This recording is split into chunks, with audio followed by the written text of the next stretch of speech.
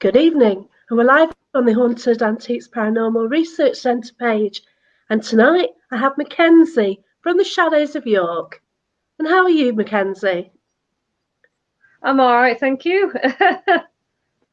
I'm very well, thank you very much. Nice to have me on the show, I should say. Have you on the show? Have me on the show, you know what I mean? It's so great to speak to you because I just absolutely love your tours. They're just thank so you. amazing. I've got Janie Faith McLean watching already. Thanks for joining in. We've got one or two joining us.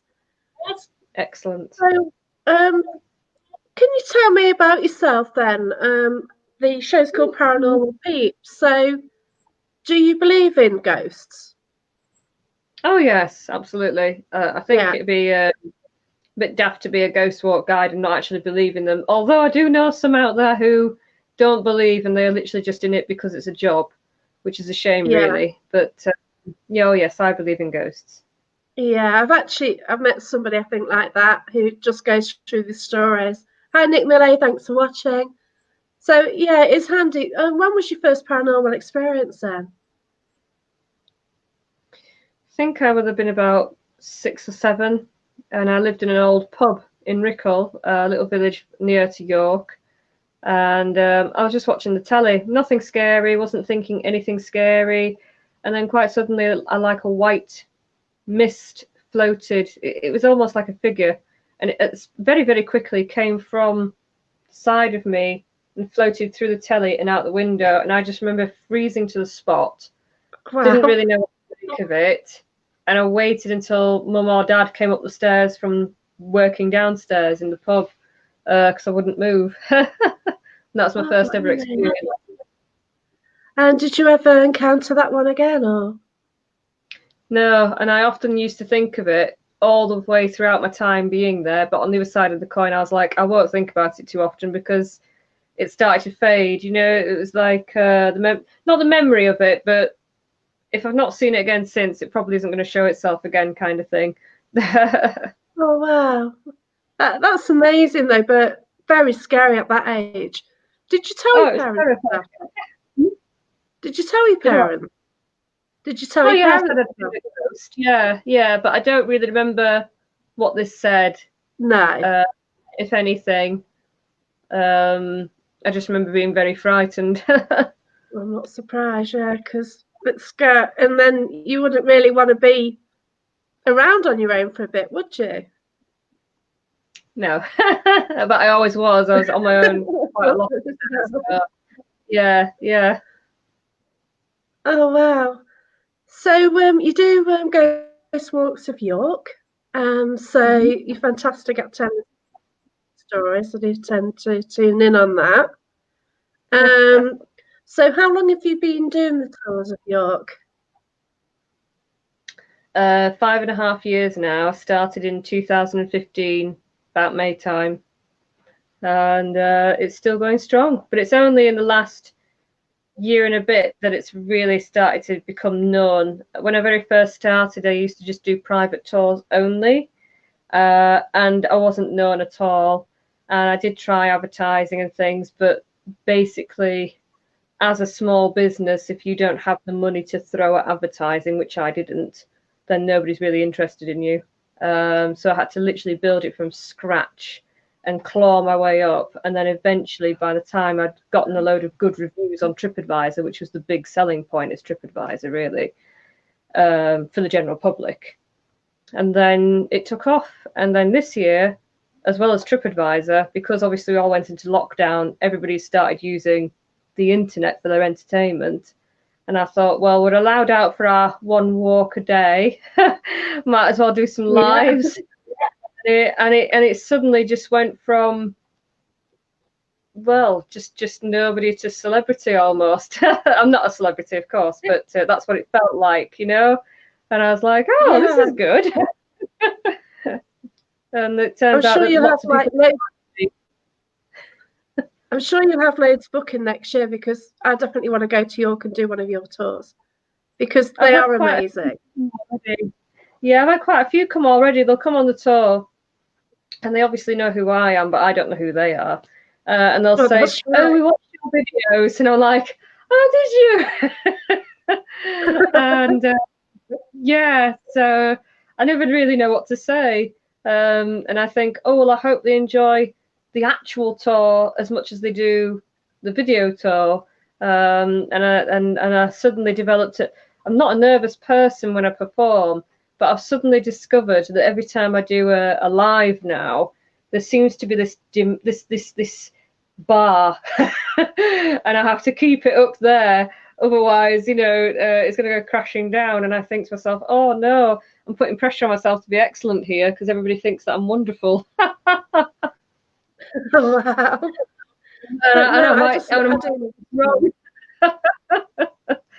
Yesterday's talk, I was very, very nervous about it, and I actually remember speaking to Mad Alice and saying to her, "Oh, you know what? I think I've done it now. I've gone into Roman history, which I thought I knew plenty of areas and things about, and it turns out that I knew very little. As soon as I started looking into it, I was like, oh God, I don't know that. I don't know how to pronounce this, and I do know this, but I don't know where else to find out more information. So I contacted her and I said, look." Where should I go to find out this? And she told me little bits and pieces, and she says, oh, if you get stuck, just ask. And I was like, oh, thank you. So yes, she was a big help in that regard. And then eventually I found the correct bits on history of York, which I couldn't seem to find before. I don't know why. And that is, the best that you're going to find for genuine truth about Romans and what they did. That, and also I did work for the Yorkshire Museum, but I'd only had a few shifts there last year, so all the bits that I had learned I kind of slightly forgotten until I read it up again, basically. And I was just like, oh my God, well, I hope I remember this and I hope I remember that. But the whole point of it was just to give you the history and the fact that York was originally a Roman city, and that just tells you how old it is, and then tell you the very famous ghost story of York, which is about the Roman legion that Harry Martindale saw all those years ago. Yeah, yeah, it's so fantastic. I love that story as well. It's amazing. Yeah. Story. So, what's your favourite location in York then? I've been asked this before. I'm not sure I have one. I mean, I like lots of places. If it was for a ghost hunt, my most ever favourite place would be what used to be number 35 Stonegate Haunted, but obviously it's now called Oliver Bonas. It's a different shop entirely. My next favourite place would possibly be the Golden Fleece, but there again I would say probably the Grand Opera House. We got to do a ghost hunt there, myself and Paranormal Research York, who's a ghost hunting company in York, and they did the Grand Opera House, and it had never been done before, or at least not that we're aware of. And that was really interesting, and that I took a picture whilst I was sat in the auditorium thinking, there's something behind me. I don't think it'll come up very well because my camera on my phone isn't designed for night vision really, but I'll try. And it does look like there is a little bit of shadow behind me where I took the picture, but that is entirely up to what people think. I'm never going to sit there and say, yes, this is a ghost. Because I know that sometimes photographs can look like there is something there, but it might just be the lighting. There's a lot of reasons why. Yeah, so you're trying to do everything there. I do believe in ghosts, but photographs, there's an awful lot of photographs out there. You can sit and go, it's not a ghost. Yes, most of them. Yeah, I've taken two which are a bit, I don't know, and one looks like an orb, so that's out the window straight away. But the circumstances, we were having it was a team, and I was just taking a photo of the team and the guests, and someone says, Viv Walton, who's actually watching now, and she says, will you stand with us, Spirit?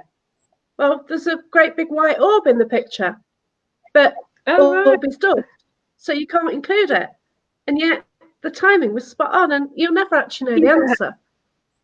Someone else will go with the sun, but who knows? You don't know. So you've got quite a few watching us. Thanks for watching. We've got Amy, Gail Morgan, Janie Faye McLean, Dawn Taylor. Thank you, everyone. We've got Rita Longquist. I can't pronounce your name. I'm sorry. I tried. Who says live is always better than video, but times being as it is, virtual tours are better than nothing. You ought to tune into one MacKenzie's doing. It's the 20th, isn't it? And this Friday. Yeah. I contacted her just over a week ago or more, and I says to her, these lives we keep doing and everybody likes us, why don't we do one together? And I says, I bet people will blow their minds, the people that have been watching us, and she says, oh yeah, that'll be a great idea, I thought that maybe we should do that. And so I created the image for us. I just got a picture off her site and my site, mashed it together, sent it to her, and she went, ooh yeah, that looks so good. And I was like, yeah. And I posted it out, and within moments people were like, oh, it's them two together. And I was like, well, that's great fun for us to be together, and we never have done anything together ever, and yet we've been friends for a very long time. We've done tours for a very long time. She's worked for me when I've not been able to do a tour, and I've worked for her whenever she's not been able to do a tour. So we've worked for each other. We've done a lot for each other, but never worked together. So I was like, oh, you know what? Let's do it. It can either go really well or really badly wrong, one way or the other. Oh, it's just going to be awesome though. You just combined energies. It's going to be a crazy night, and everyone's going to love it. They really are. Yeah. So we've got Dean Buckley, who says hi, MacKenzie. Hi, Dean. Good to see you. You met him because I'm a friend of Dean's, and he actually met, and he's got photos of you as well, hasn't he? He's got what? Sorry. I think he's got some photos of you from the tour you did. I think you probably went in between the lockdown. But we've got we've got Janie Faith McLean. Looking forward to Friday's one. Can't wait to see you, MacKenzie. Mad Alice together. This is going to go down brilliantly. Hello, Sue Berlin. Thanks for joining us. Andrew Lee Law. If anyone's got any questions for MacKenzie, though, please put them in the text and I'll try and answer any questions. Yeah. I don't always get the chance to look at the questions as such when I do the live, so now's your chance. Well, that's such, because you're so busy, like looking out and about, aren't you? Do you meet any idiots? Do you meet any idiots out and about? Oh yeah, plenty. It puts me off. So that's why I'm always like looking around. If you see me on camera doing this, I'm usually looking, thinking, right, they're staring at me. They're going to give me grief. I best go over here. They know exactly what I'm doing. I'm probably going to change the camera, so I'm going to stay away from them. And it's just constant what they're doing, social distancing, what it looks like on camera, what I'm trying to say, looking at everything else, make sure it's still live. So there's actually quite a lot going on that people don't probably realise. And yet you'll see comments saying, can you please turn the camera around? And like, are you kidding? I can't right now. I don't know what I'm doing, and I need to go around, and I can't stop mid-story either. Even though I can go off on a tangent, I do know that sometimes. But the thing is, I see stuff and I go, oh, yeah, I remember this. And I haven't thought of that before, and I need to tell you about this. There's loads of things that's going on. It's actually very difficult, no matter how much you plan. So, yeah. It's not that easy. Yeah. Okay, then have you ever fallen over on one of the lives? Sorry, it's the delay. What did you say? Yeah. So have you ever fallen over then? No, I'm good at that. No. Yeah, That's I've not done that. No, I've managed to. I sometimes do that. You're walking around and you're trying to avoid people, and then you might fall down a hole or something, or bench or something like that. It's a bit mad. Touch wood. No, not yet. Oh, you've been fantastic there. That's brilliant. So, have you got your route planned for Friday then? No. Well, we know some areas we're going to go to, but otherwise, not telling. You're gonna have to wait and see. Things about an avoid. Sounds brilliant. All right. It's just being a bit of. I'm losing my mouse. That's it. Okay then. So, where in York would you like to investigate? I'd like to investigate the York Theatre Royal, the Treasurer's House. I would like to go to Bedden. My friends just did Bedden recently, and I'm very interested to know what that was like. And I know that I've been in the Guildhall before, but it was really, really quiet when we went. I wouldn't mind going back there, particularly in the tunnel, because there is actually a ghost photograph of the tunnel. And at the bottom of the tunnel, there looks like there's some knights or, people. And the thing is, in this picture, there's no gates, which there is some iron gates down there. And you can't take those gates away, but these gates are not visible in the photograph. But these people standing at the bottom who weren't there at the time are. And they do, and that is one of the tunnels where we used to bring in goods into the city from the river. So I'd like to go back down there again. To do a ghost hunt at the National Museum. Oh, and the castle. Right, yeah. Yeah. I know that the Castle Museum has most haunted hunts there. So, I mean, I worked there, but I would love to be there when it's nice and quiet. Not that I've not been there in the quiet, but the thing is, be there when all the animatronics and things are turned off, so that you can actually listen and see what goes on. Yeah, that's why I like going around buildings when it's dark. You get the natural energies coming through, the natural sounds, rather than, whatever's plugged in, sort of thing. Yeah. I mean, it doesn't have to be dark. I mean, it's strange. Lots of things that have actually happened on my tour, my physical tours, ghostly encounters and things, have happened during the day, not during the winter months and things like that. So, it's not always what I think. So, what things have happened on your tours then that you can't explain? We've had people. I literally did the ghost story the other day about Bedden, and that area where I had myself, I've had my hand grabbed, but people on tour before we've even got there have been looking around thinking, what was that? And they've blamed the partner, but the partner's not stood near them, so the hands grabbed. Then on one of the areas I do like to visit and talk about being buried alive, because it's a great story. A lot of history involved as well, is near St. Saviour's Church. Right. We've actually seen this on tour. There was like a really tall, dark shadow that floated past me. Now, I only saw it out of the corner of my eye. When I looked, it had gone. But the people on tour had seen it, freaked out, already taken a step back, and they're like, yeah, can we finish the story up there? Because we don't want to see that. I was like, if it was right next to me, I wouldn't see it either.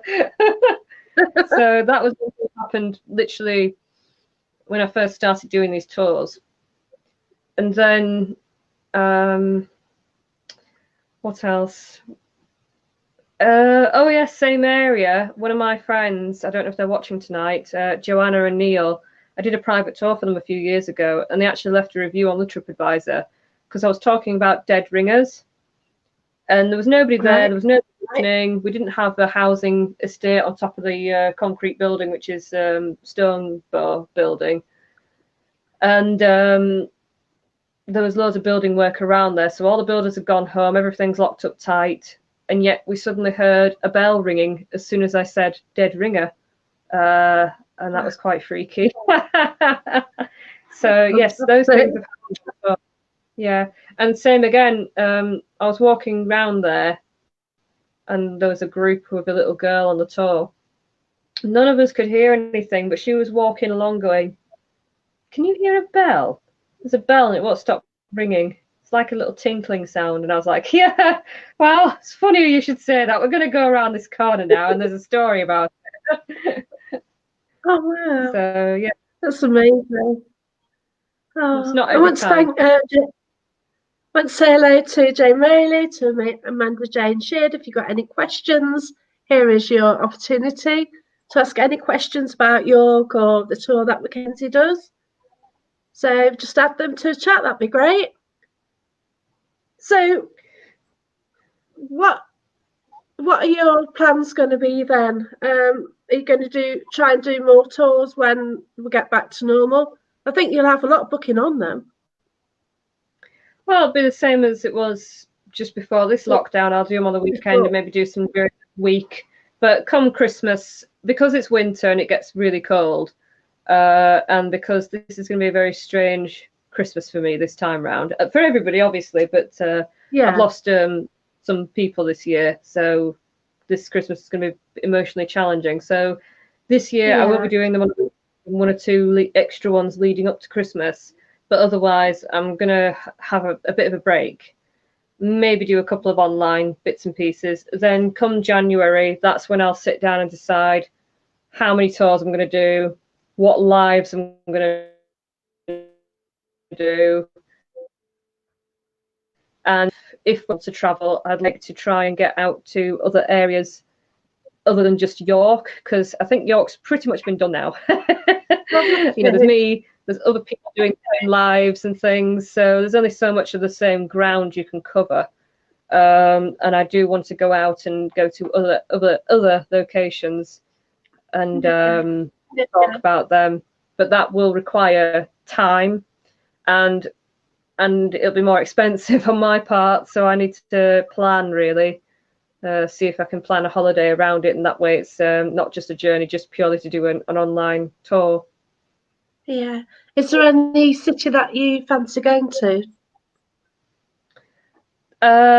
There's a couple of places I'd like to go to, but I'd rather not say, just because I know there's competition out there, and I don't want them to beat me to the punch, if that makes sense, and stuff like that. So I'm going to keep that under my hat. There is one place that I am desperate to get to. Some people might not like it because of the current situation, but other people will be fine. That's probably a big clue. Yeah. But there is other areas I'd like to go to, but like I say, I'm just going to keep it under my hat. Well, yeah, that's right. There are people doing ghost walks. You're going to offer something different. You've also got a following as well. Yeah, good luck to you. You'll be fine. I'll ask you this question because I understand. I know Chris, so it sounds as ropey as anything. But I do trust Chris. Yeah, Gerald, he was a cat that used to come on my tour. I actually know his owner, Justine. She's lovely. His brother Donald, he doesn't really come near you very often. He's more of a homebody. It was Gerald that we used to see a lot of, and Gerald would come and sit next to me, but just about a foot away from me, and he'd sit going, "Ow," but really, really, really loud, screaming meow. But unfortunately, you've got an audience there that's listening to you, and as soon as the cat turns up, that's it, forget it. Don't even bother telling the story, because they're only interested in this cat, especially as the cat keeps yelling, or he goes up to the audience expecting a tickle and a cuddle.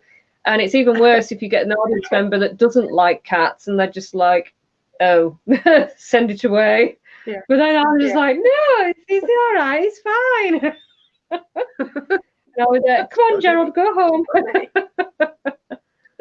But yes, I do miss him, because he really was entertaining, and you always knew that he was going to come and say hello. If you spotted him walking up and down the street, you always knew he was going to turn up on tour.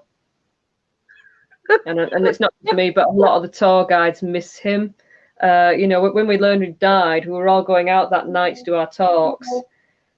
And as I was passing one or two other groups that I know, tour guides, they'd come up to me and go, "Oh, and it's sad about Gerald. I'm going to miss him. He always used to come on tour." So yeah, he used to turn up on a lot of tours.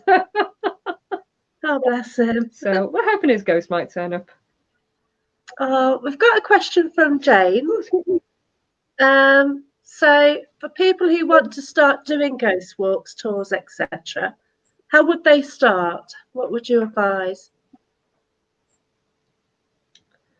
Well, first of all, you need to know your route, and I would look out for things like at what time of the day or night do places lock up, open, you know, public areas.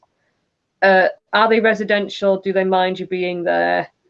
I know some areas we go to are residential and the residents are quite grumpy, but at the same time, if you're going to live smack in the centre of a city that's historical and tourist infested, basically, you're going to get it. But if you're in an area that's not used to it at all, then you need to make sure that you don't disturb them, otherwise you will be in trouble. Make sure your council is happy to do it. And make sure you do your advertising and do your research. Don't make things out of fresh air, because people eventually go away, look it up, and it ruins your credibility if you start talking rubbish.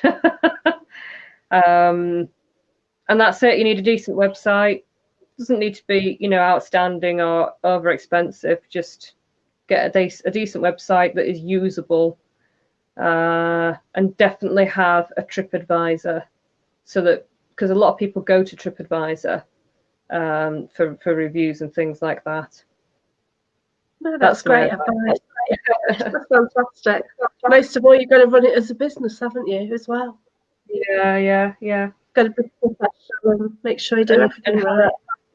Assessment for your route. Make sure you have public liability insurance. And it's probably a good idea to do first aid training as well, just in case. That's right. Yeah, so just do your research. Yeah, thanks for that. That's brilliant. It's okay. Don says good evening to you. We've got Dean who says, right, we'll get there in the end. Oh. I've heard of the sighting of a ghostly figure of a man seen around the Minster a few times. Have you heard about it? The only one I know is not one that I've seen.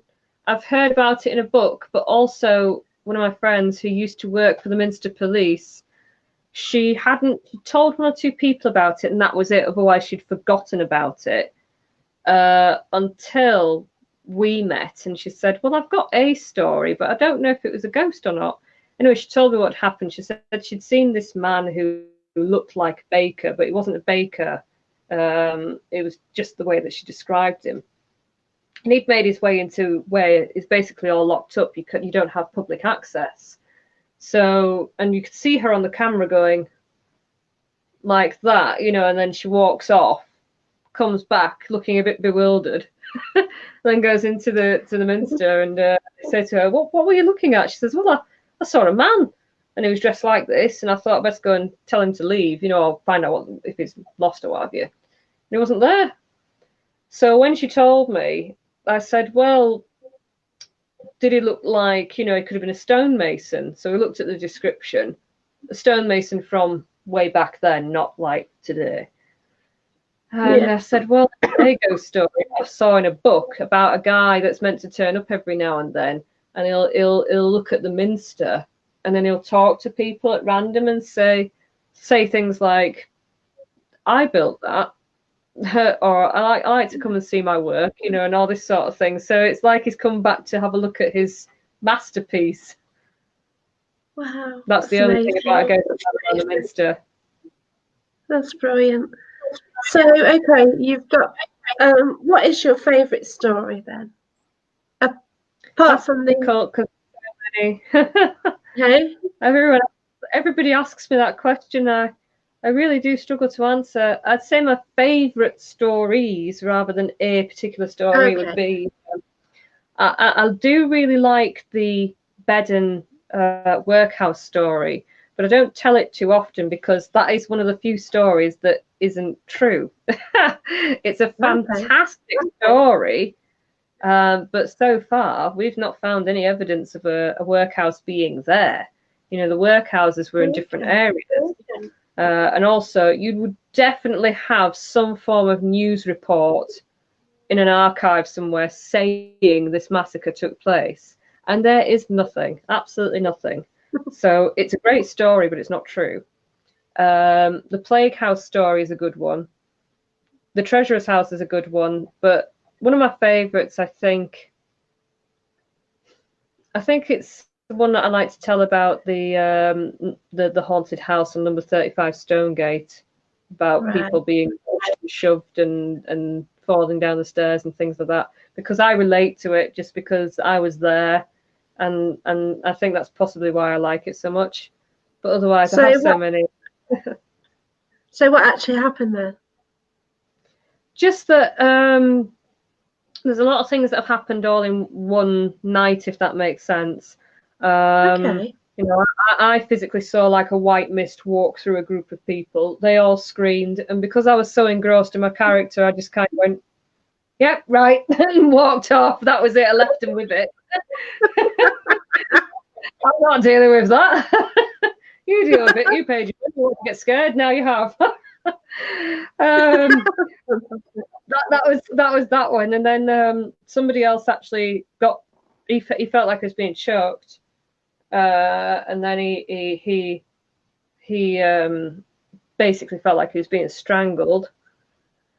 Then one of my friends, she used to work there, and there's been clocks that she put on a wall, and they were literally just about to open. And as she was walking away from these clocks, they didn't just fall or tumble away from the wall. They looked like they just lifted off the wall and threw themselves across the corridor towards her. Wow. We've got quite a spirit there called Tom or Thomas. And what else has happened there? People have been literally pushed down the stairs, things like that. There's all sorts. I want to go. I really want to go there. It sounds awesome. The shop, though, you know, do ghost hunts there now. You know, it's not the haunted house where they let you do those things anymore. It's literally just a shop. But even so, in this shop, these things still happen. Yeah. Oh yeah, I can imagine me walking in the shop and hanging around a bit. Looking at the items for ages, just seeing everything's happening. As you do. All right then. So I've got a question here from Von Hunter. So could you tell me if there are any areas in York near the old marketplace that used to be slum areas or below ground living areas? Don't think anybody lived below ground. There were just tunnels. Nobody lived underground. The only reason why we might have ideas of living underground is because the Roman city is underneath our feet, if you will. The Romans, whenever we built things, as far as I'm aware, we didn't clear anything away. We kind of just pulled it down and built on top of it and built on top of it and built on top of it. But also, you know, York was marshland, so everything kind of sinks. So that's why it's underground. You know, York is very flat, and yet there seems to be different levels here, there, and everywhere. So there isn't anywhere underground. But as regards to slums, yes, Warmgate, Hungate, and Bedden were the slums of York, and they are very close to the centre where the marketplace is. But I would say the closest is Bedden, I think. Right. Yes, Bedden.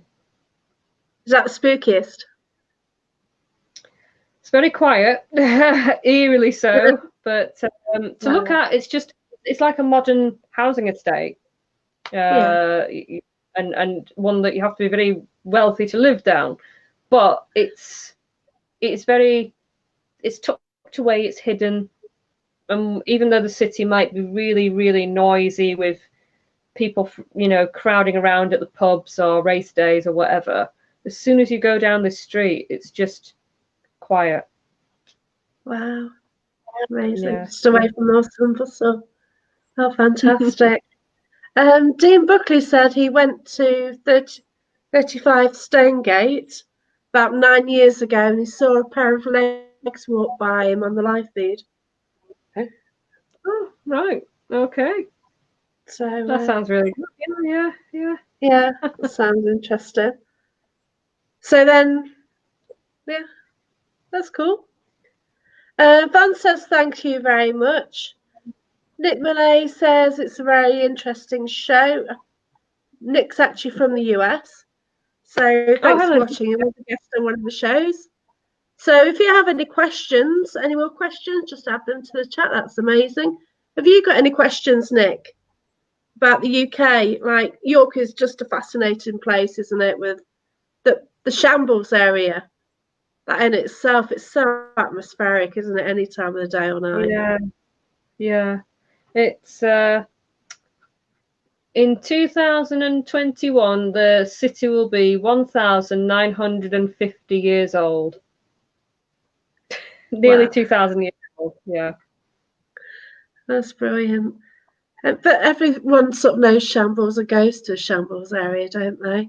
But if we were coming to York, where do you think we ought to go? Where should we visit the attractions? Well, obviously go to the shops, but go off the side streets. Go off down, say, like Fossgate and Micklegate and things, and go to the shops that aren't quite on the beaten track, and you'll see some very quirky stuff. Bishopthorpe Road, has got a nice little quirky street down there. It's quite arty-farty. Some local shops and things, and market stalls. Obviously, do the Shambles, do all those usual shops as well.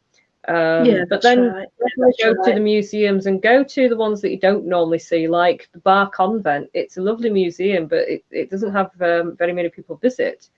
And it's not just, well, it is about the Catholics and the religion, but it is about the history of what happened there at the building and the people that are famous there that lived in York, and it's relevant to where people go. So definitely go to Bar Convent.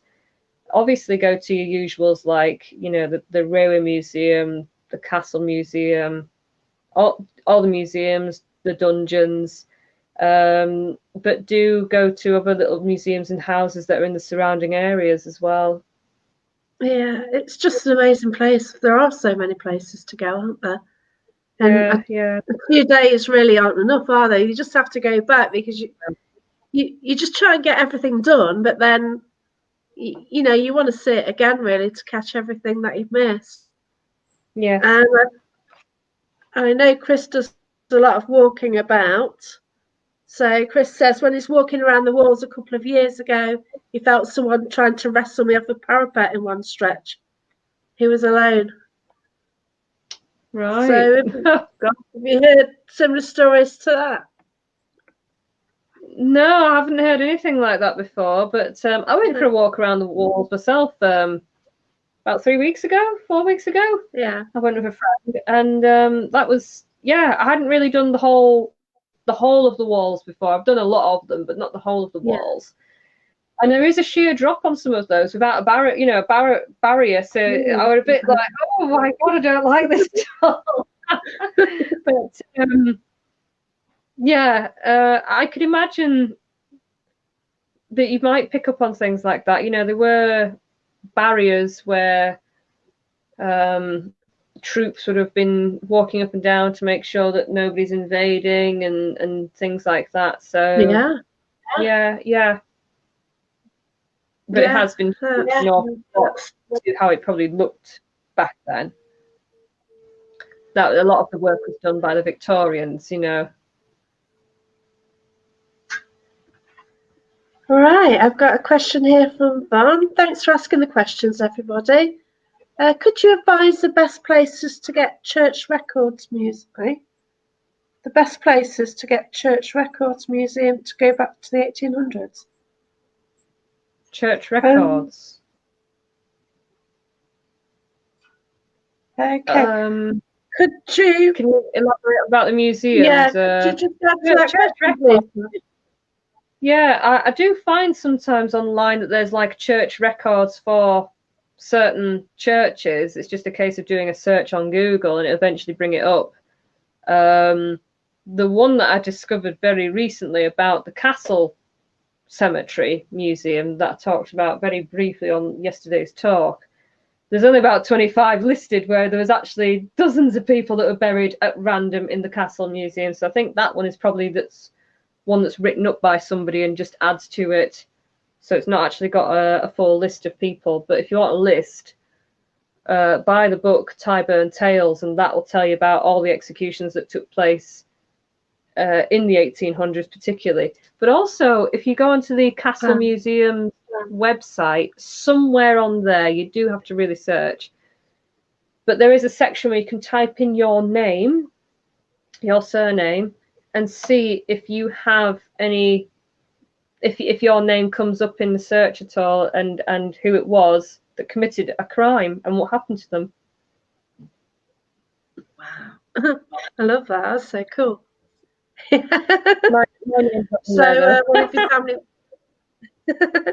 so one of your family members could have been hung or something and you not really know, and then maybe trace it back to you.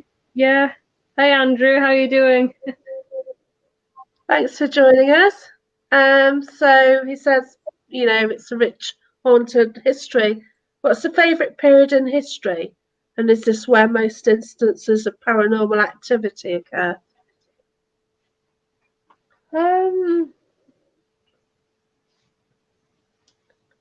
My favourite period, history-wise, I like the Tudors and I like the Victorians, but I like a lot of the history anyway.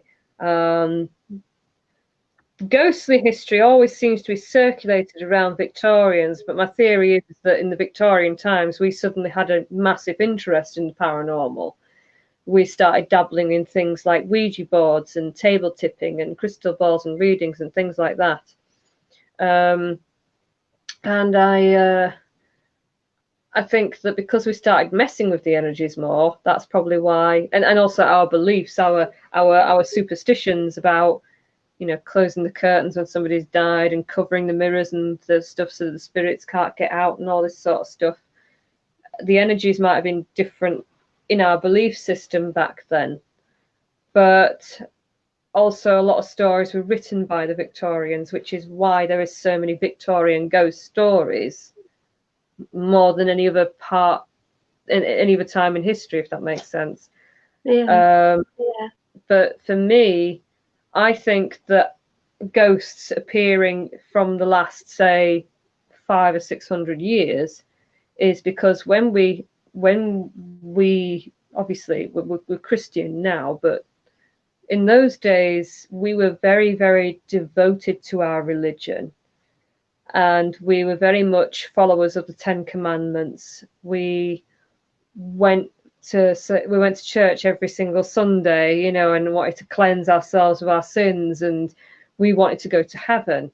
And the theory is, and this is an interesting one that I actually got from Richard Felix, but I've often thought it myself as well, is when they died, people are so terrified that they might go to hell that rather than walking towards the light or going wherever they should go, they decide to stay here on this earth. And then they don't go into purgatory, and they don't go to hell. And that's why they're still here wandering about. And some of them probably have moved on since, because they've realised that actually times have changed and people don't have different beliefs, and they'll listen into what we talk about. Maybe, I don't know. I don't know until I die. So, that's not enough to find out. So, yeah, I'll live, thank you. Thank you. Van just wanted to know to trace back history from the 1800s, so where to go for records. That was the library. Really? Yeah, the library. The library, yeah, when it opens. That's your best bet. Otherwise, online, look up church records for York or wherever the area is that you want to look up. That's cool then. The annoying thing really do have to know the names you're looking for and spell them correctly. Right, I've got an amazing question here from Jane. Jane's actually interested in the York witch trials and finds it fascinating that Isabella Billington in 1648 was the only witch sanctioned to be burnt. An old wife Green was turned over to a mob and burnt at the stake. York was tough as all other witches were hung. Have you come across the stories on your tours? No? I know about them. Isabella Billington was the only witch sanctioned. She was the one. Was she the one that was executed in Castleford? Oh, I can't remember now. I did a talk on it as well recently, but I can't remember. Pop the thing. Old wife Green. Now, old wife Green. I don't think she died. I think she lived. I think she was an old. If I remember rightly, if this is the right woman, she lived until a ripe old age and died of old age alone. That woman I'm thinking of. Otherwise, there's another story. I can't remember all of them, and I know I did a talk about it. But when I do think, like, okay, I've done it now, I'll forget about it for now. But Isabella Billington, she's even in that book somewhere, I'm sure of it. I think she's probably her and Mary Bateman are the only ones that I can think of that were actually condemned for execution as witches. Mary Bateman was hanged. Isabella Billington, I don't know if she was hanged or if she was burned. I can't remember. Sorry about that. I should remember, but I can't remember everything. Execution that ever happened, you know. Old wife Green, if she's the one I'm thinking of, she was basically an old dear who lived on her own, was bullied. She was condemned to be put on trial, and then some angry mob came along and took her away and was about to burn her. And I think something happened and interfered with that, and then she was released. But I don't think she was actually executed, if she's the one I'm thinking of. Otherwise, there is another one out there. In fact, Old Wife Green could be another one that's more local. But again, not 100% sure. Because there's two ladies out there that sound very similar. One lived, she was bullied and nearly burned. And the other one was burned, but there doesn't seem to be any history about her at all. Nobody really knows who she is, so I don't know if it's true or not. So I'm not sure. I get the two mixed up. I'm not surprised. There's so many really many witch trials at all in York. Because when I came to do the witch talk, and I was looking, there isn't a great deal at all. There's Mary Bateman, who is from Leeds. There's Isabella Billington, and that is pretty much. Oh, and Mary Pannell. She was tried in York, but she was condemned to be executed at Castleford. She's the one I'm getting mixed up with. There we go. I've remembered now. Well, oh, it's so hard to remember all the names, the dates. The best one for witch trials is Pendle Hill. You know, that's the one that had the. Although one of the girls from Pendle Hill, I think, was tried in York, but she wasn't executed in York, which is why I couldn't find anything about her, because she wasn't in my Tyburn book tales. I think she got sent back. Sounds ridiculous. She had a trial here, but then she went off to have whatever happened to her elsewhere. Oh, wow. That's amazing. We have another question here then. Well, it's Anne Ollington Gilbert. So pleased, and it's gone. So pleased you're on KKPRC. I love York, always watching. Was there ever a ducking stool on the ooze? Oh, yes. I don't know where, but it was on the ooze. I think it was near St George's Field, we think. There's no remains of it. And yeah, ducking stool was for, basically, as far as I'm aware, it was for women who gossiped too much. So if you didn't zip it, girl, don't.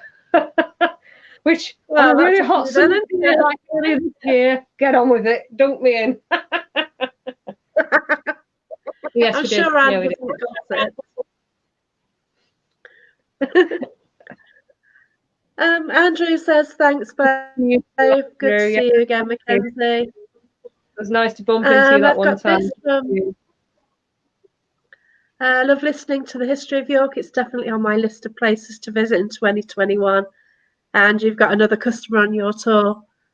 So I think if anybody wanted to do the tour, you've got to choose a date and just get it booked as soon as possible. I'll be right back. I just want to grab something. 1 second. Yeah, we just kind of hope that at that time there is going to be some normality for us all.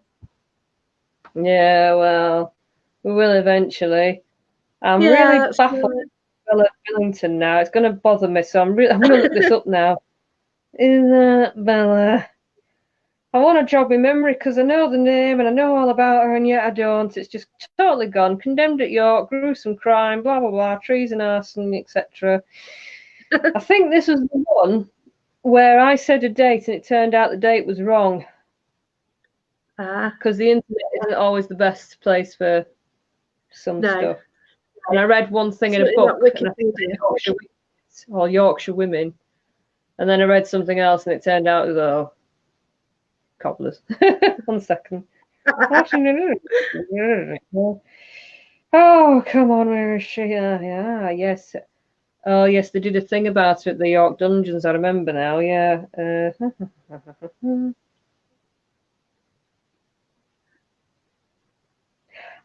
Yes. She was the one who, I've just remembered, I didn't even read this bit.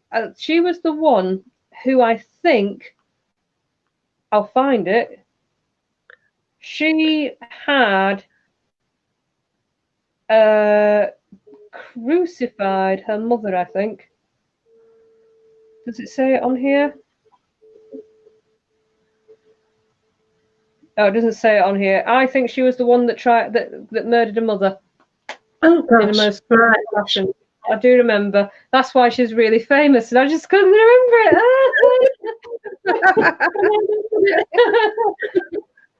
I still didn't see anything on that thing. Right, we've got a quick question then from Nick Millay. I can't remember if he's out in Philadelphia. I forget. I'm terrible at investigating. Well, to be honest with you, the US doesn't have as much history, and there's an awful lot of programs about it. But I would very much like to go to New Orleans because they've got all their tombstones. Their burials are in mausoleums and things because the ground is too soft or something. I think the bodies keep popping up anyway, and that's why they do it. Anyway, I don't know. I'll have to look into that. I would really like to visit. There's a really haunted ship, and I can't remember the name of it. Queen Mary. Queen Mary. Yeah, I'd like to do that. That would be fascinating. And then I would really very much like to, for two reasons. One, I don't believe it to be haunted at all. Not in the slightest. But two, just to say I've done it, just to see if I change my mind. But I'd very much like to visit Amityville Horror. The Amityville House, sorry. But the thing is, that is just a residential area. It's a residence house. So unless you buy it, you can't go in there. But I personally I used to think, oh, that's a good story. But then one day I watched an interview about how a guy shot his family and blamed it on demons. The fact he was off his heroin had nothing to do with it. So it's, like, haunted house. Yeah. And everybody lived there ever since. Yeah. So Amityville Horror, great story, but no. But I'd like to visit just to see. I don't disbelieve that there might not be some Indian burial grounds around there, but I don't think that they're a race that actually runs after people like that. I don't really know anywhere else in America, to be honest with you. I'm not savvy on the spooks and things out there because America's not old enough. The whole world is the same age. But in settlements, it's not got as much history as, say, other areas. So I can't really say that I know a great deal. I would love to see some of the castles in Germany. And see what they're like. And I'd like to go to France and see some of their history. And Spain. I mean, it's funny. The Spanish will come on my tour. And I always say to them, do you believe in ghosts? And they're like, no, we don't really believe in ghosts. And I'm like, hey, you've got such a history. And they're like, no, we don't believe in anything like that. Not really, not often. And yet you tell them these ghost stories and they're terrified by the end of it. They love it. So I don't know, but I'm going to go and see what I pick up on. That's great. So Nick says, yeah, Amityville was the first haunted house Kate studied as an age, but then doesn't believe that the house was haunted back then. But... Yeah. I'm a celebrity. So when they go, you'll be out with a lamp. Yes, you're right. I was going to say, I would not be on a reality show like that. I'm not into eating worms and spiders and all that sort of stuff. But yeah, I'll be straight in the background being a ghost. Yeah, absolutely. Oh, it's that a great place now, though. You what? Sorry. That unpronounceable castle in Wales now. I'm a celebrity. Yeah, they are. It's a great castle. I'm not even going to try it. That nice Welsh castle. One place I'd love to go there. I really go. Yeah, I'd like to go to. I say I'd like to go. My friend Mad Alice, she keeps poking me and going, I don't know anybody else that would go and do this, so you're it. And I'm like, what? And she says, that house, that one at Pontefract, is it Pontefract? East Drive. No, it's haunted by East Drive, that's it. I always get East Drive and Enfield, but I don't know why. But the thing is, I'm very much like, really? I hear so many stories. I've got friends that literally live around the corner from the house, and they're all like, it's not haunted. And I think personally, just looking at the building, I think outside of it is haunted. Right. I don't know why. Right. I think the outside is haunted. In fact, one of my friends who came on the tour, Neil, he said to me that whatever it is probably outside, and that's what he's picked up on. And I agree. I don't know why. But the inside, I think there's too many mixed stories. There's too many people saying that some of it is rigged. There's this, that, and the other. And the only way to know is to actually go. So I will go one day just to decide for myself. But Mad Alice is there going, come on, we need to go. I want to go do it. I want to go to the house. I want to go to the house. I'm like, have you seen the price of the tickets? Really?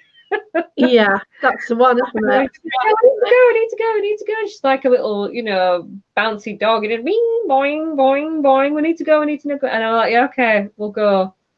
We'll go one day. Might do a live. Who knows? I know Dorian definitely is going to do a live.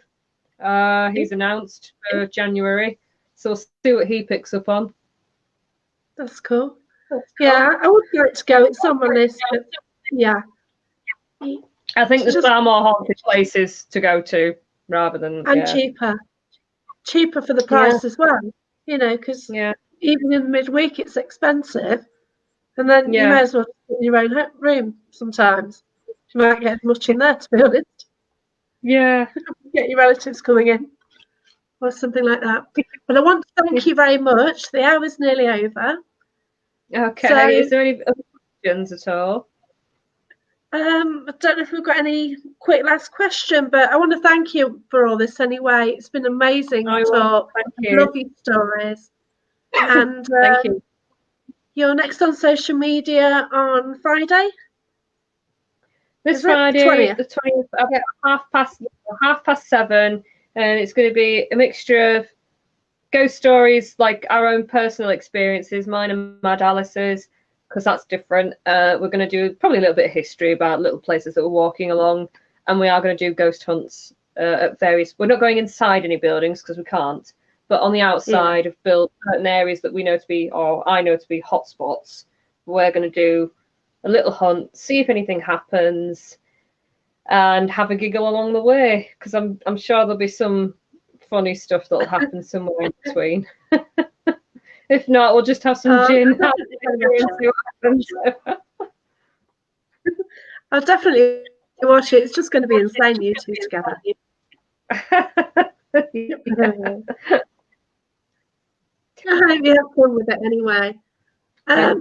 So then again, thanks, MacKenzie. Thanks everyone for watching. The next show is going to be When Darkness Falls. I've also got Team Spirit Paranormal on, and then just before Christmas show, I've got Laurie Schaefer. Thanks for watching, everyone. I think Neil's on next. I'm not quite sure, but thank you and goodbye.